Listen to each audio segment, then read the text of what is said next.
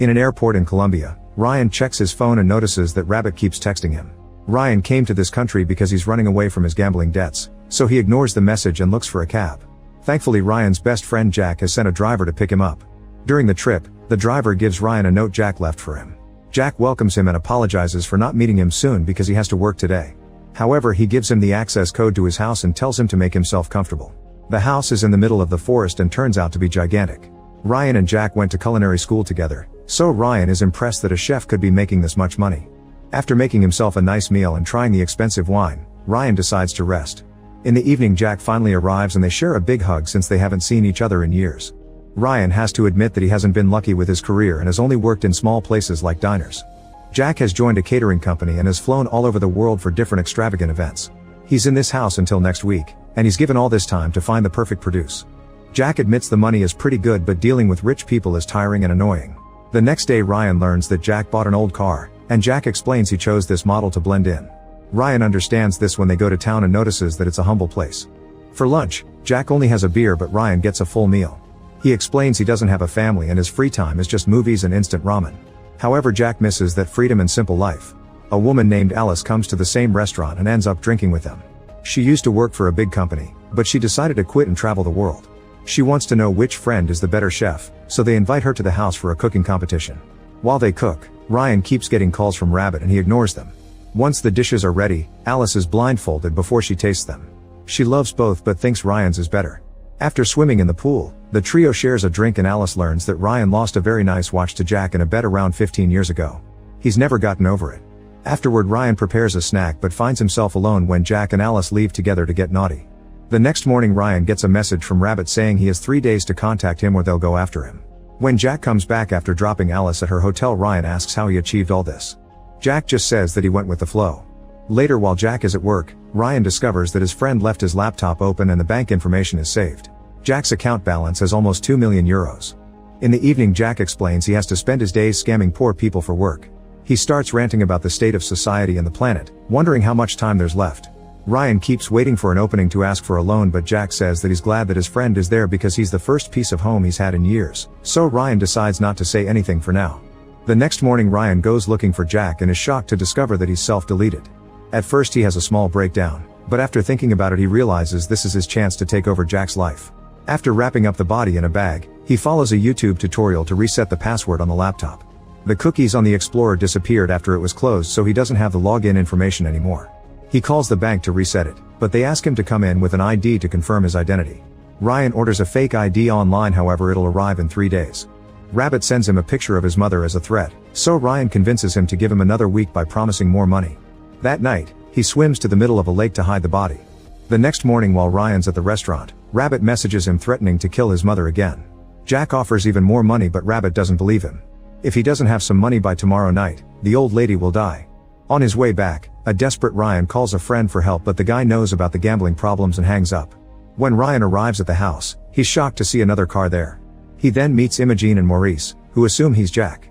They work for the catering agency as organizers, but it's the first time with Jack as their chef. Ryan doesn't correct them and uses his culinary knowledge to discuss the catering event, which allows him to pretend to be Jack without issues. He takes the chance to ask for a deposit, and Imogen gladly wires him the money he needs. Now Ryan can finally send the money to Rabbit and relax. He continues to discuss the job, and Imogen is shocked to hear that he hasn't chosen the produce yet, since the point of him coming here early was to make proper reconnaissance. The duo takes Ryan downtown so they can watch the locals, and Imogen mentions they need two. Ryan is horrified to realize that they mean two people. Jack's dinners have always been so expensive because he's hired to secretly cook human flesh for rich people. Noticing that Ryan is hesitant and uncomfortable, Imogen reminds him that the agency will kill him if he fails. Ryan has no choice but to agree to return in the morning to capture someone. That night, Ryan tries to sneak out, but Imogen and Maurice are keeping an eye on all the exits. Imogen reminds him how powerful the agency is, so even if he does manage to escape, he'd be followed everywhere. The next morning, Maurice wakes Ryan up and they go downtown, where Maurice forces Ryan to choose someone. They start following a young woman and her grandmother, but lose sight of them when they arrive at a humble neighborhood. A mechanic named Jose asks them what they want, and the duo decides he shall be their victim instead.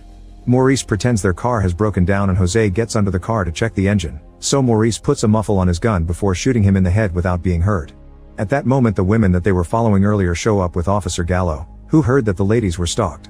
Thankfully, the body is under the car. Maurice assures him they're on a business trip and gives him his card, so Gallo lets them go. On their way back, Ryan asks about the second body and Maurice tells him one will have to do because they can't do more after being seen by the police. At the house, Imogen reveals a secret basement where the body is hung like a beef carcass. Ryan has no choice but to start butchering Jose like a farm animal, and Imogen tells him to make sure to harvest the tongue because there's been a request. Outside, a whole team is decorating the house for the event. After the butchering is done, Ryan takes a shower and deals with the emotional distress.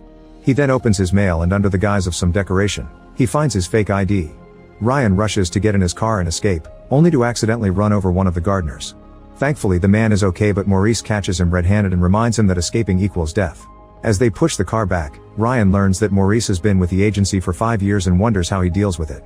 Maurice just says that he doesn't feel bad for pigs when he eats bacon. Only one chef managed to leave the agency, and that's only because the agency let go of her. Afterward, Ryan decides on the 4 dishes he'll make, and once again Imogen reminds him that tongue was requested, so he decides tongue sashimi with a sorbet will be the 4th dish. In the evening, the rich clients start to arrive, but so does Detective Ruiz with Gallo. Jose has been declared missing and Ruiz is looking for him, both as a detective and as his uncle. Witnesses said Jose was last seen with 2 foreign men. Imogen lets them talk to Ryan, who tries to keep up with the business trip lie as best as possible. Ruiz can see the holes in the story and notices Ryan reacting to Jose's picture, although he swears he never saw him before. Gallo also notices that the smell of the meat in the kitchen is somehow wrong. Ruiz refuses to leave without talking to Maurice, so Imogen lets them rest and have some food. Noticing that his phone battery is low, Ruiz uses the chance to charge it. Both men are very impressed by Ryan's cooking skills, unaware that they're eating Jose. Imogen also tells their guests that the police are here, so they must play along with the lie. Soon Maurice arrives with the last guests and Ruiz interrogates him, so Maurice sticks to the same story and says he didn't see Jose. Ruiz reveals that in this area 1 or 2 young people disappear every 9 months, and after a few weeks of silence, their families receive a letter or an email explaining they left to try to get a better life in the big city. Those messages always include the word spontaneous adventure, which Imogen used earlier to say that Jose may not be missing. Ruiz only learned about this today because this isn't his jurisdiction. He's just here for a family event. Now he has another reason to stay.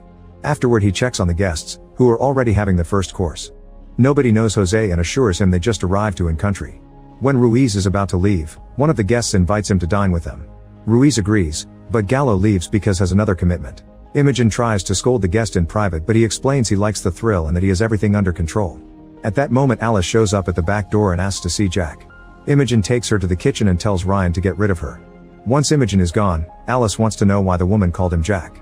Ryan explains he's filling in for his friend because Jack went back to the UK. Alice watches Ryan cook and steals some bits of meat, which she finds delicious. At the table, the next dish is served. Ruiz asks questions about the business trip, but the guests have been trained and know what to answer. In the kitchen, Alice notices blood in the sauce and asks about Jack again, but Ryan is vague with the answer. When she's about to leave, she notices that Ryan is wearing the watch that Jack supposedly would never give him back. She looks terrified on her way out and Imogen notices, so she sends Maurice after her. He discovers that her car won't start, so he volunteers to take her to her hotel if she waits a bit. Meanwhile, Ryan asks Imogen about the only chef that managed to leave the agency. Imogen explains that it was a lie they told other employees, that chef actually became the dinner during an event. She confirms that there's no way out. When the next course is served, Ruiz is incredibly impressed by the meat, and the guests are very amused by watching him eat his nephew. Ryan is called to the table so they can congratulate the chef, and Ruiz keeps asking what meat they ate because he doesn't recognize it. A nervous Ryan swears it's pork and Ruiz is skeptical, so a guest says a talented chef can make anything taste new. Now it's finally time to serve the tongue. However, when Ryan cuts it, he discovers that Jose had herpes, and since they announced sashimi, they can't disguise it. He wants to make something else, but the tongue was a request, so they can't change it either. At that moment Alice enters the kitchen. She got tired of waiting for Maurice and wants to call a cab. Imogen asks if she's with someone and Alice explains she's traveling alone, giving them an idea. Moments later the sashimi is served using Alice's tongue.